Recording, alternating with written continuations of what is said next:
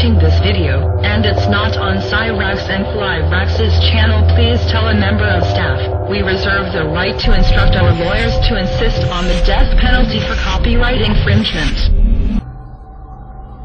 The next step after the Vril flying saucers was the Honeyboo series of craft. By 1939 the SS had produced the RFC-5, which it called the Honeyboo 1. In August 1939, the machine made its maiden flight, and proved its viability. The early Honeyboo 1 craft, of which 2 prototypes were constructed, were 25 meters in diameter, had a crew of 8, and could achieve the incredible initial velocity of 4,800 kilometers, but at low altitude. Further enhancement enabled the machine to reach 17,000 kilometers. Flight endurance was 18 hours.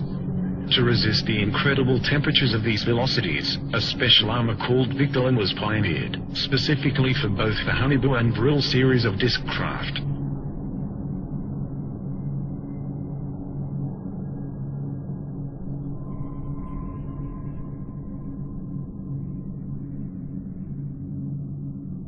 The Honeyboo 1 had a double hull of Victolan. The early models also attempted to test out a rather large experimental gun installation, the twin 60mm KSK strong ray cannon. It has been suggested that the ray from this weapon made it a laser, but it was not. It could transmit a powerful energy burst suitable to pierce up to 4 in of enemy armor.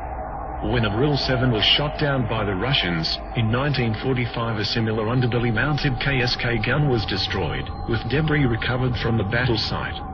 The heavy gun installation, however, badly destabilized the disc, and in subsequent Honeyboo models lighter MG and MK cannon was supposedly installed. The Honeyboo 1 first flew in 1939 and both prototypes made 52 test flights.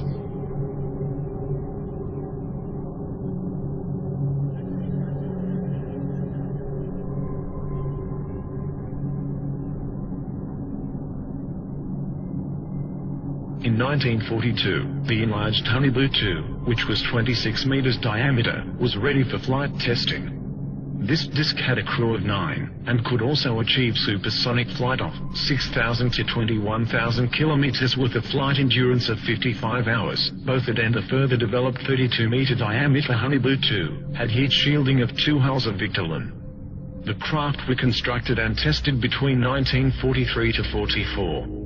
The craft made 106 test flights. By the end of 1940, the Honeyboo 2 had entered service as a reconnaissance aircraft, and there is certainly photographic evidence to support this. For example, one was caught on camera near Antarctica in 1940. The design of the Honeyboo 2 should be noted for future reference. Whatever their exact nature, it appears confirmed that a range of alternative design aircraft were by now on the drawing board, or hovering above the ground. Some of these designs proved worked, and successes were being reported. On 17 April 1945,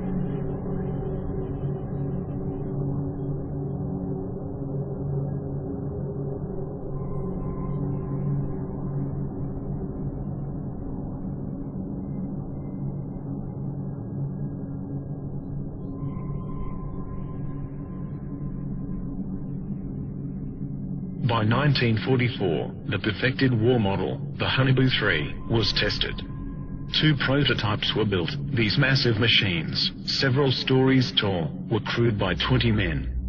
They were also capable of hypersonic speed beyond 21,000 kilometers. The SS had intended further plans for a 120-meter diameter Honeyboo 4 were in the works, but no such craft is known to have been constructed before the end of the war. However, these new technologies were coming online too late, for the war was already being lost and won. Within months the Allies and Russians had poured into Central Europe. Hitler was thought dead and the war apparently over, and as soon as the war was over, ghost rockets started appearing over Scandinavia, and within 2 years flying saucers were being reported wholesale over mainland United States. It was no coincidence.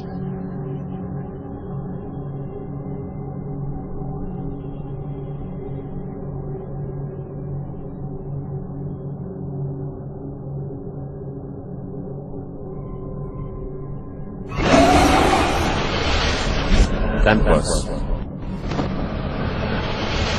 Campus. Campus. Campus.